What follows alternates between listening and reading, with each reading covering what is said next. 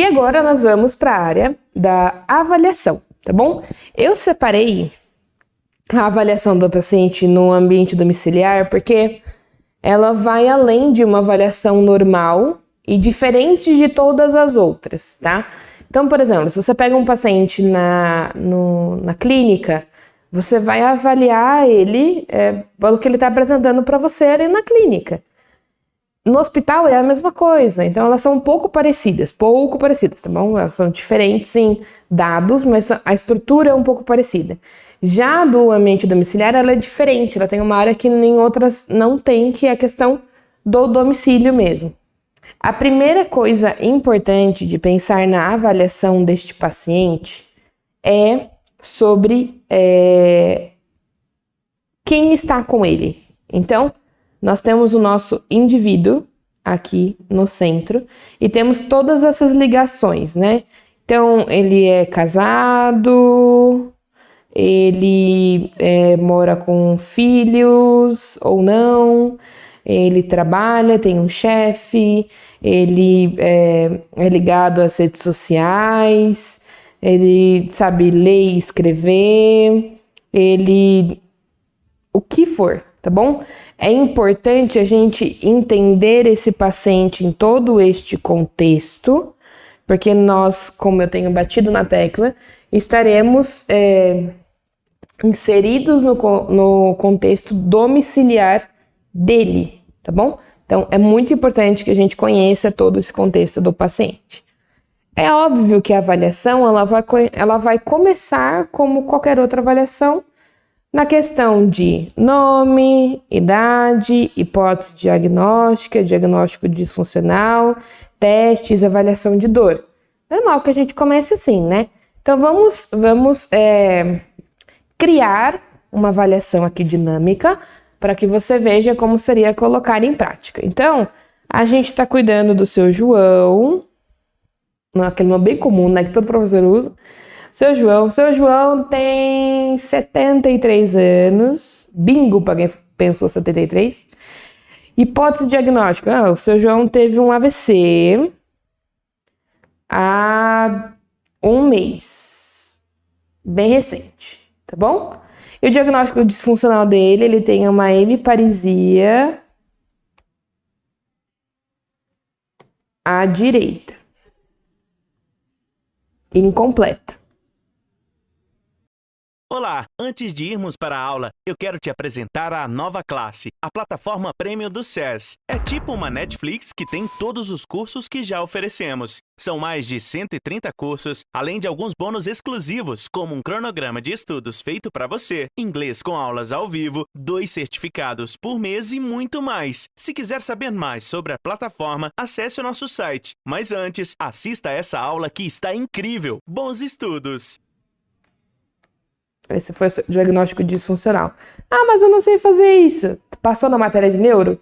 Se passou, era para estar sabendo fazer isso, tá? Já vai fazer um diagnóstico disfuncional ali. Então, você viu força, você viu como é que tá, você viu se tem flacidez, se ele tá em rigidez, ele tá em roda denteada, ele tá em canivete, qual é o tipo de flacidez que ele tem, qual é o grau de força, zero força, ele tem sensibilidade, toda avaliação normal que se faz de um paciente da parte neurológica, agora atendendo ele dentro da casa dele, tá bom? Mas não deixa de ser uma avaliação neurológica, tá bom? Testes, quais testes você fez? Teste de sensibilidade, então você fez o teste com cotonete, você fez o teste de diferentes texturas, testou calor, testou frio, testou equilíbrio, então você fez o teste de equilíbrio em pé. Quais são os testes que você fez, tá bom? Então, fiz teste de força para ver qual que é a força que ele tem. Você tem que denominar todos esses testes. E também uma coisa muito, muito, muito importante, que eu falo em todos os meus cursos e que eu acho que é um assunto que ainda precisa ser muito mais discutido, que é a dor. Então, eu avaliei a dor. Eu vou usar uma escala, por exemplo. Então, eu vou usar a EVA. Esse paciente, como aqui está incompleta, eu não estou pegando parte de face desse paciente, né? A face dele está normal, então ele não teve nenhum problema de deglutição, então a fala dele, teoricamente, está preservada. Ele consegue falar pra mim se a dor dele de 0 a 10, ele tá sentindo alguma coisa, não tá? Ele tá com uma lesão completa. Não tem face, mas ele tá consciente, ele balança a cabeça, ele tem o outro braço bom. Eu consigo fazer uma EVA não verbal, mas dele mostrar a carinha pra mim, como que tá, avaliar a dor dele, tá? Tentar fazer com que o paciente se expresse. Esse nesse caso do paciente de AVC, tá bom?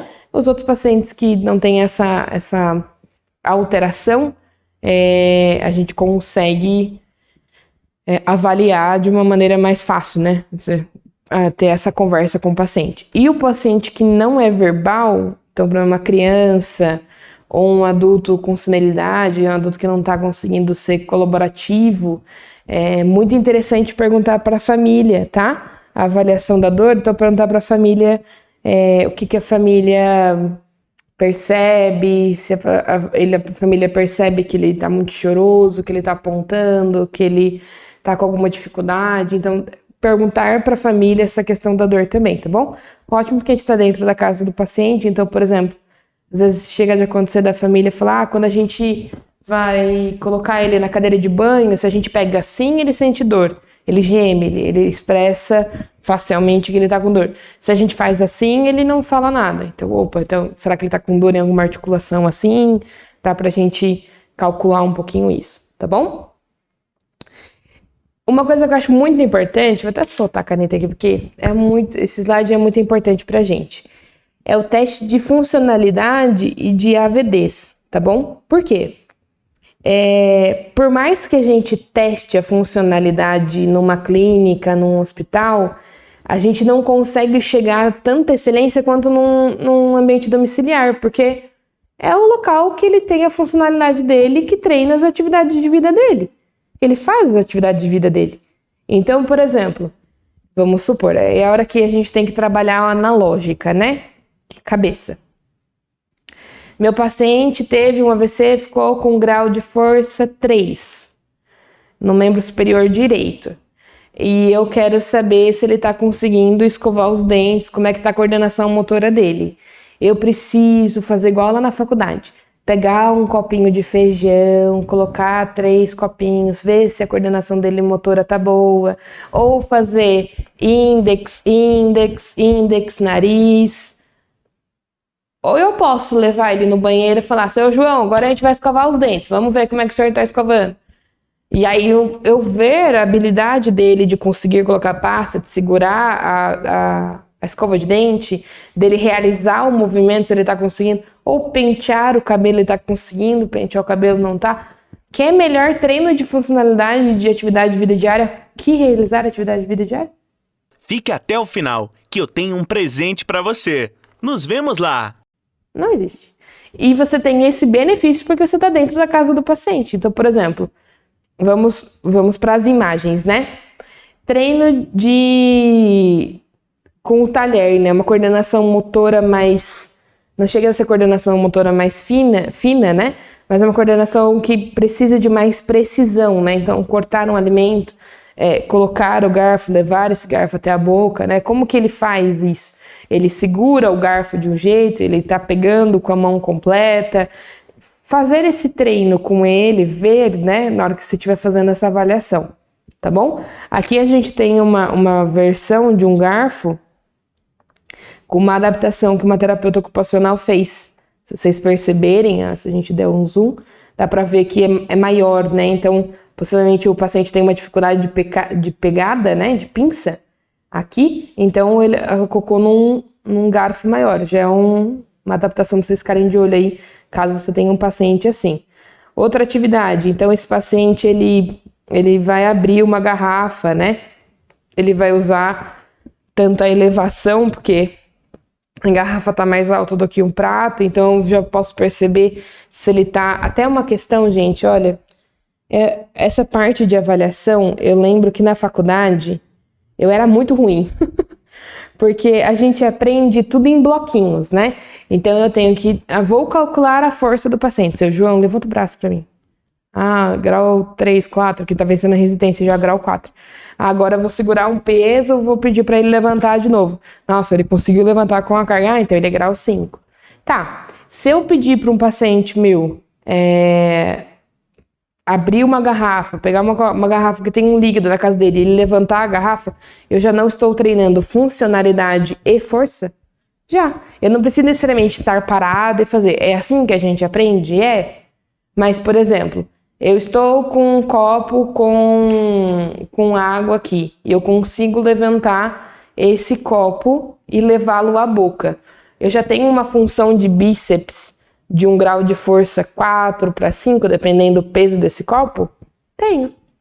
Eu preciso necessariamente parar no movimento, num ângulo de 90 graus e fazer o paciente fazer... Não preciso. Já estou treinando a funcionalidade e a força dele, tá? Por mais que a gente tenha aprendido na faculdade fazer tudo por bloquinho, você não vai ficar quantas horas lá? 3 horas fazendo uma avaliação de paciente? Já vai treinando a funcionalidade dele, tá? Por exemplo, paciente tem um degrau para passar da sala para a cozinha. Seu João, a gente vai treinar lá na cozinha como é pegar o copo de água, mas aí a esposa vai falar, não, deixa eu tirar o copo de água. Não. A gente vai até lá porque eu quero ver como que o seu João tá andando. Aí o seu João tá andando, não consegue passar o pé, tem dificuldade para levantar o pé. Opa, já tem 1 grau abaixo de 3 talvez, para flexores aqui de quadril, né? Tibial, quem que tá comprometido, tá bom? Como que eu não consigo fazer elevação? Tem desajuste de pelve? O que tá acontecendo? Dentro da função eu já vou captando aonde estão as disfunções e aí já vendo onde estão os déficits de força, déficit de mobilidade, tá com rigidez, ou tá com tá hipotônico, o que tá acontecendo, tá bom? Então ali eu gostei dessa imagem da garrafa para representar isso, tá bom? Eu tô testando uma função e consequentemente, vamos supor, se essa garrafa tivesse cheia com alguma coisa, eu já estaria vendo, né? Tipo, esse paciente consegue levar essa garrafa até a boca? Não consegue nem levantar a garrafa. Ou então ele não consegue, ele é grau menos o grau 4, né? Abaixo do grau 4. E outra funcionalidade que eu acho muito legal, é uma coisa que eu já fiz com pacientes meus. Eu toco piano, mas eu gosto muito de pacientes que tocam instrumento e a gente jogar essa função no instrumento, entendeu? Então, por exemplo, aqui tem uma pessoa vendo e até adaptando já a mão aqui, né? Dá pra ver uma órtesezinha ali, para o paciente poder tocar um instrumento que ele toca. Então, é uma hora de você ver uma funcionalidade, ver uma atividade, já ver um hobby do paciente, possivelmente, para mim é um hobby, e você vê, né? Olha, aqui ele consegue, até uma terapia, uma própria terapia, musicoterapia, existem pessoas que trabalham com isso, tá bom? Então, o treino de função e a avaliação da força do paciente, tudo que vocês precisam avaliar, cuidado para não ficar muito preso nessa questão das avaliações que a gente aprende na faculdade, sabe? Tão fechado assim. Não, posicione seu paciente 90 graus na cadeira. Esse treino também vai avaliar a força. Se ele não está conseguindo mexer uma palheta no violão, por exemplo, não tem força nenhuma de extensão aqui de punho. Está comprometido, ele não tem nenhuma apreensão palmar, não consegue ficar com a mão fechada, uma pinça, então a coordenação fina dele está comprometida. Se você está gostando dessa aula, fique até o final. Ele não consegue acertar a corda, ele está com uma dificuldade dessa sensibilidade, uma alteração do sistema, não consegue perceber ao redor dele, a propriocepção dele está ruim. Tá vendo? Dá pra gente notar várias coisas durante uma própria atividade. Então, não preciso necessariamente sentar com o paciente e falar, o senhor vai mexer o braço assim, assim, assim, vai fazer isso, isso, isso. Não precisa disso, tá bom? Então, sejam criativos na maneira como vocês montam. Dica de ouro agora. Montem as suas próprias avaliações. Eu ia trazer aqui a minha avaliação. Só que a minha avaliação eu criei para mim, como o meu cérebro funciona. Porque você decorar como uma avaliação é feita, você faz isso na faculdade.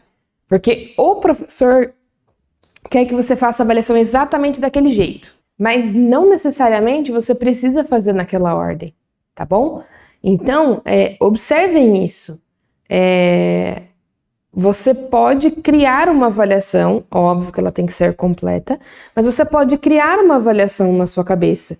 Então, qual é a ordem que para mim encaixa melhor? Por exemplo, eu já vi pessoas pegando a avaliação pronta, e aí, alunos meus mesmo que eu já tive, e aí quer avaliar o paciente assim, avalia um músculo do braço, daí avalia do ombro, daí bota o paciente deitado, daqui a pouco senta o paciente, avalia outra coisa, daqui a pouco deita o paciente de novo, o paciente sai exausto da avaliação, sai tudo confuso, você nem conseguiu traçar um objetivo certo porque sua mente está confusa. Então, tentem treinar isso com pessoas da sua casa.